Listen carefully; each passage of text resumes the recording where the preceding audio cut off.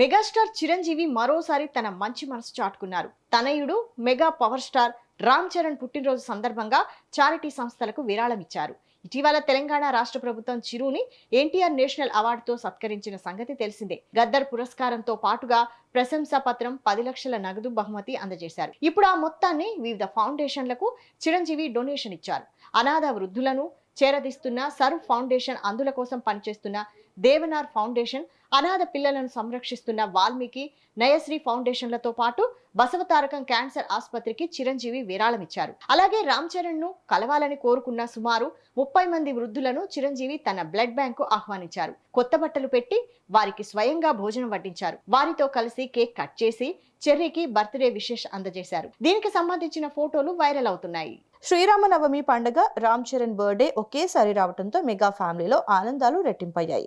ఈ సందర్భంగా చిరంజీవి తన నివాసంలో ప్రత్యేక హోమం నిర్వహించారు. అభిమానులకి శుభాకాంక్షలు తెలియజేస్తూ శ్రీరామనవమి, చరణ్ పుట్టినరోజు కలిసి రావడం చాలా సంతోషంగా ఉందని పోస్ట్ పెట్టారు.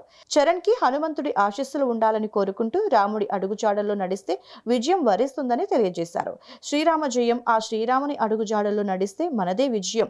ఈ ఏడాది శ్రీరామనవమి రోజు యాదృచ్ఛికంగా చరణ్ బాబు పుట్టినరోజు కలిసి రావటం ఎంతో సంతోషం. ఆ శ్రీరామచంద్రుని ఆశీస్సులతో పాటు రాముని చరణాల వద్ద తేజోరూపుడై కొలువుండే మా ఇలవేల్పు హనుమంతుని ఆశీస్సులు అందరికీ ఉండాలని కోరుతూ అందరికీ శ్రీరామనవమి శుభాకాంక్షలు, జై శ్రీరామ్ అని చిరంజీవి తన పోస్టులో రాసుకొచ్చారు.